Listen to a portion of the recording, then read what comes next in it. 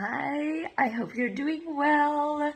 Je te fais une petite vidéo aujourd'hui pour te dire que la session est commencée. Puis j'ai remarqué que il y a beaucoup d'élèves qui essayent de traduire mot à mot. Et ça, c'est très difficile. Oui, ça peut être un bon exercice parfois, mais pas tout le temps. Parce que si je veux dire je suis allée au centre d'achat, je suis allée. Fait que là, on va dire je suis, I am, aller, go. Déjà là, ça marche plus. Je suis allée, le verbe aller au passé, c'est I went. Fait que quand on veut dire je suis allée, c'est I went. Fait que moi, ce que je suggère, c'est que si tu essaies de dire je suis allée au centre d'achat, puis ça fonctionne pas, tu essaies de dire ta phrase, puis tu dis non, OK. Fait que essaye de trouver une autre façon en français.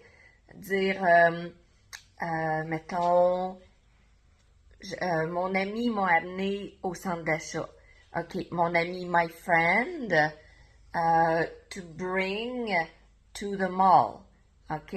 Bon, fait que ça pourrait déjà to bring, c'est brought, brought, I mean au passé. Fait que dans le fond, c'est essaye de trouver une façon différente en français de le dire. Si tu dis je suis allée magasiner, I went shopping, si tu te souviens plus comment c'est le centre d'achat. Fait que traduire mot à mot, c'est difficile, mais ça se peut des fois si tu changes ta syntaxe de phrase. Fait que, mettons, j'aime les patates, I like potatoes. OK, ça c'est assez simple. Mais là, si tu veux dire, moi, j'aime pas les champignons, là, tu ne sais pas trop comment le dire. Fait que tu dis mushroom, no, not good. Tu sais, fait que c'est ça. Tu prends ta phrase, puis si tu n'es pas capable de la traduire, change-la en français, puis après ça, essaye de la traduire. Ça marche toujours pas. Change encore. Essaye de trouver une autre façon de dire ce que tu veux dire et éventuellement, tu vas finir par trouver les mots que tu as besoin pour formuler ce que tu as envie de dire.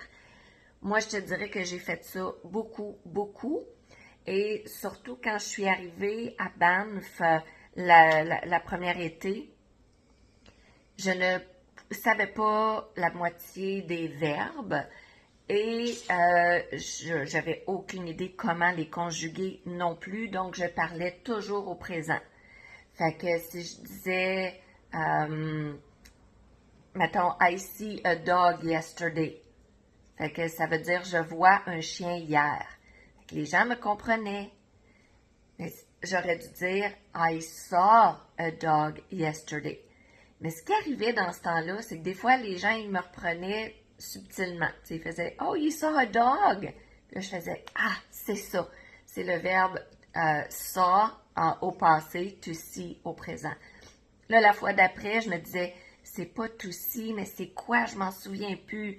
Fait que là, je voulais dire j'ai vu mon ami hier. I see my friend yesterday. Fait que, oh, you saw your friend. Which friend? Là, je faisais, ah, c'est ça. Fait que la fois d'après, j'étais capable de l'utiliser parce que là, ça faisait une couple de fois là, que je me le faisais dire. Fait que là, je m'en souvenais. Fait que, essaye de trouver une façon courte et simple de dire ce que tu veux dire. Puis après ça, essaye de le traduire un petit peu dans ta tête. Puis ça se peut que ça fasse pas vraiment de sens, mais ça se peut qu'on comprenne quand même. Et c'est ça l'important. L'important, c'est que ton interlocuteur comprenne ce que tu dis. Si c'est pas parfait, c'est pas grave. Genre, je reviens souvent à un enfant de 3-4 ans qui nous demande quelque chose. Sa phrase n'est pas parfaite, mais on sait ce qu'il veut dire. Et avec le temps et la pratique, il s'améliore, puis il finit par trouver les bons mots, la bonne conjugaison, la bonne syntaxe. Fait que donne-toi du temps, mais commence à parler, puis essaye de faire ça short and sweet, court et simple, pour pouvoir traduire mot à mot le plus possible. Et éventuellement, tu vas entendre des choses, tu vas faire comme Ah, c'est de même que ça se dit. Puis tu vas finir par commencer par les utiliser. Fait que je te laisse déjà là-dessus. I'll see you next time. Bye!